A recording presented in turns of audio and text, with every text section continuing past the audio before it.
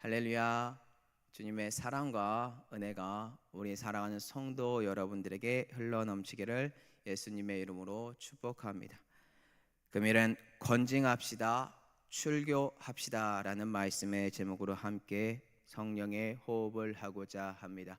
이 말씀을 나눌 때에 좀 더 깊이 하나님의 말씀을 묵상하는 시간이 되기를 소원합니다.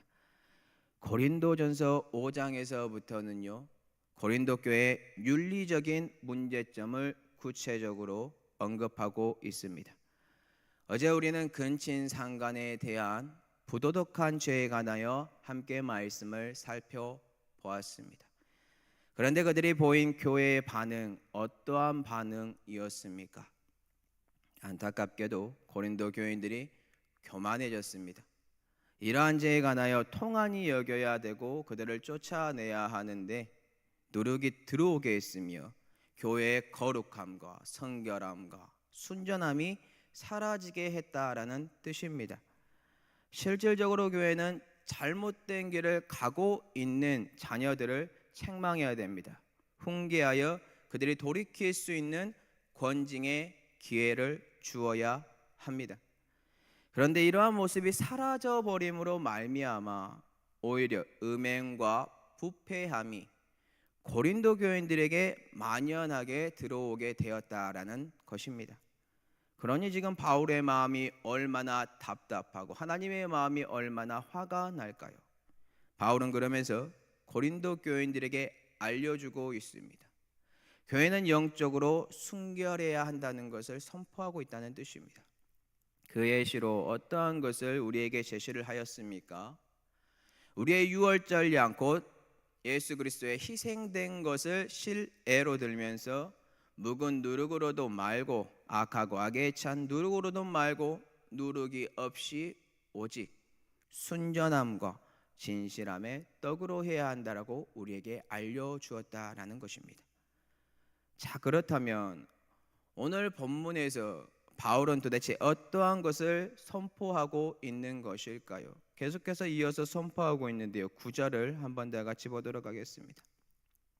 내가 너에게 쓴 편지에 음행하는 자들을 사귀지 말라 하였거니와.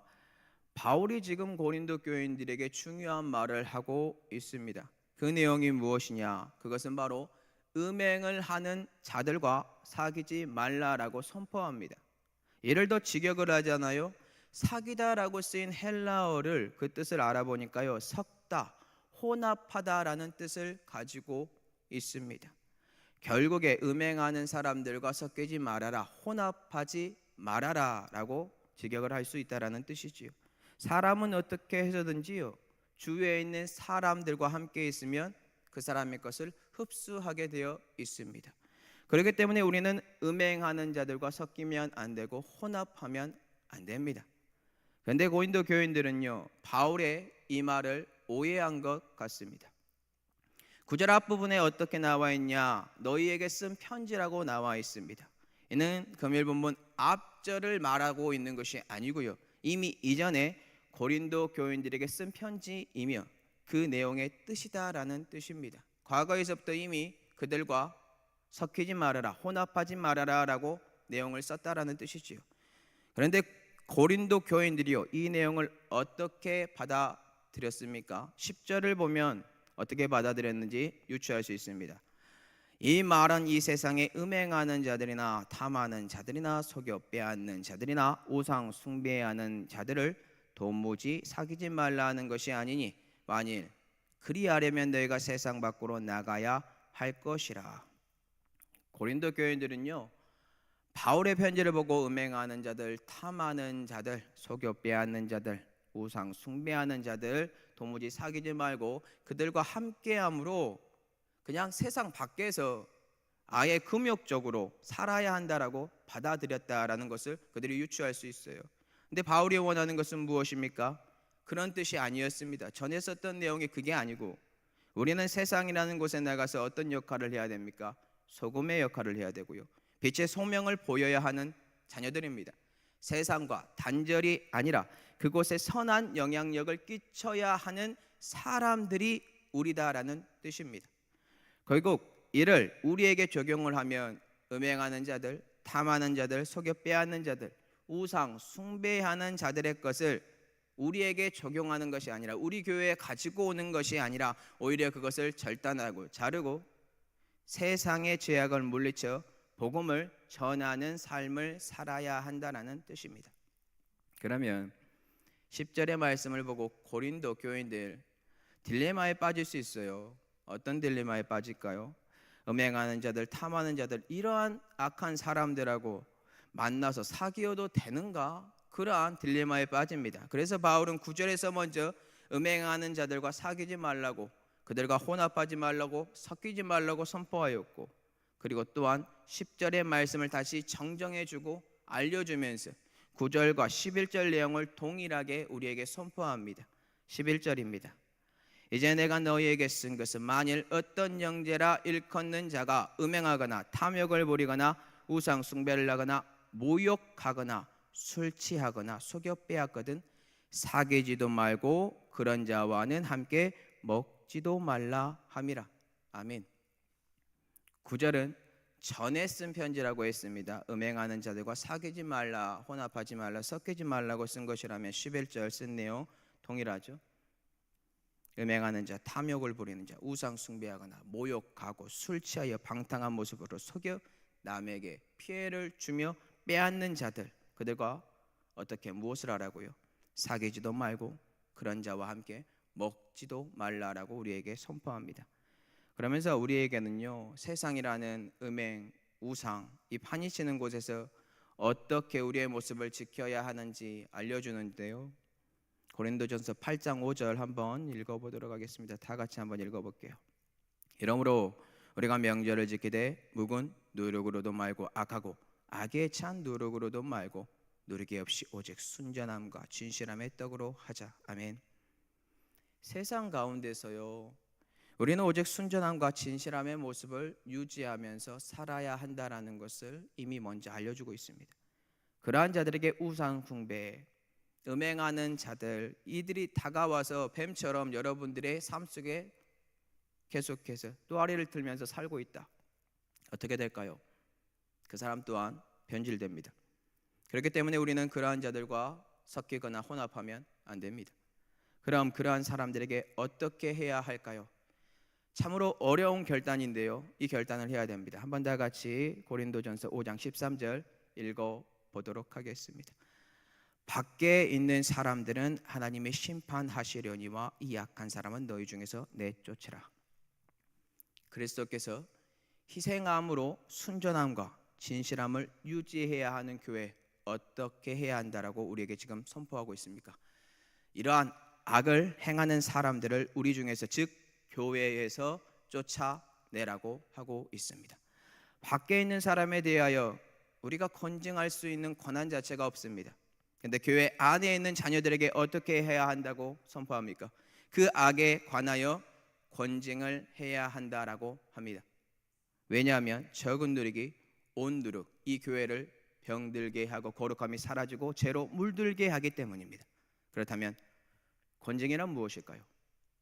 교회의 교리적, 도덕적 순결을 유지하기 위한 한 방법으로서 복음의 바른 진리를 떠나 이단 사상으로 교회를 어지럽히거나 심각한 윤리적 죄를 범하고 있어도 회개하지 않는 교인들 징계를 가하는 것입니다. 그들에게 징계가 가는 거예요. 지금 현재 고린도 교인들이 이러한 죄악을 너무나도 자연스럽게 행하고 있습니다.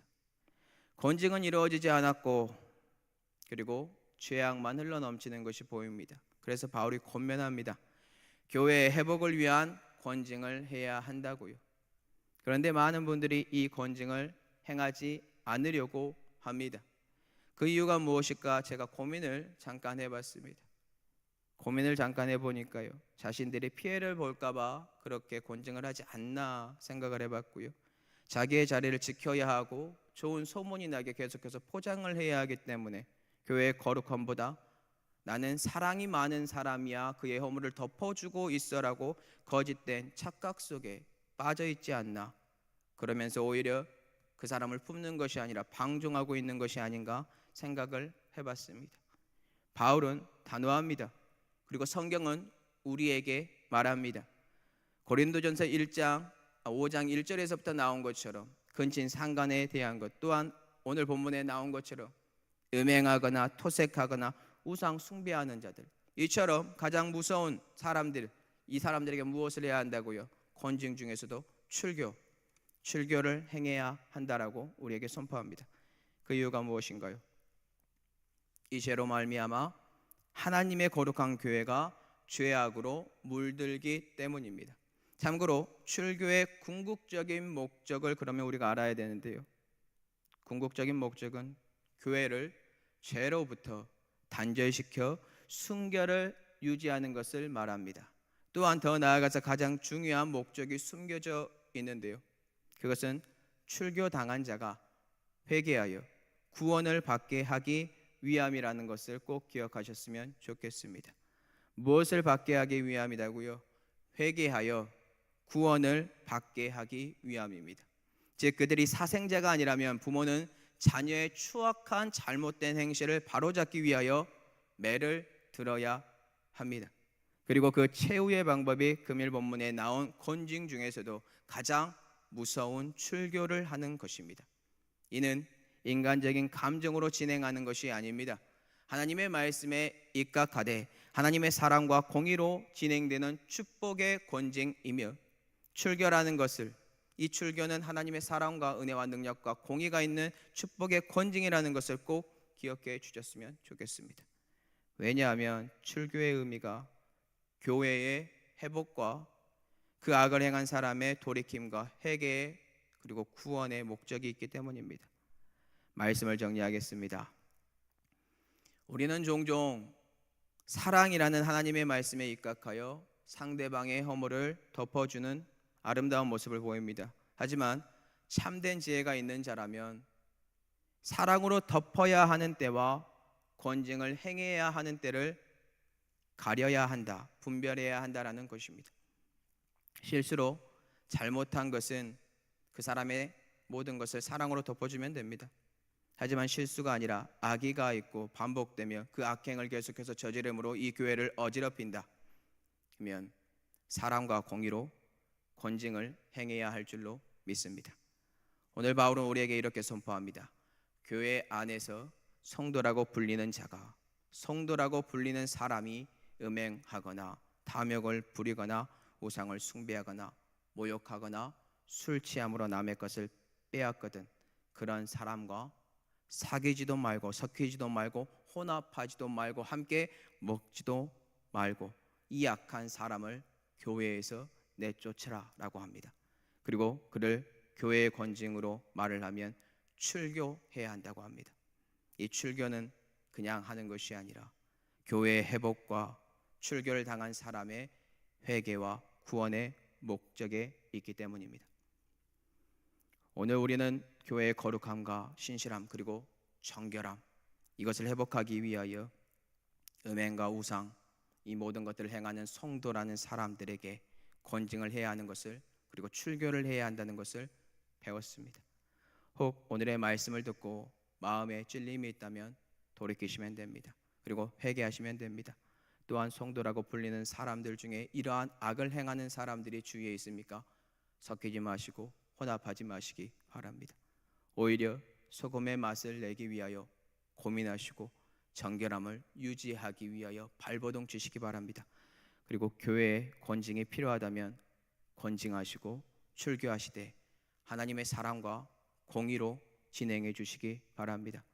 그러므로 우리 교회가 더욱더 정결하고 성결하고 회복되고 아버지께서 원하는 충만함이 흘러넘치며 모든 사람들이 죄를 시인하고 회개함으로 구원받는 은혜와 능력이 흘러넘치는 교회가 되기를 예수 그리스도 이름으로 축복합니다.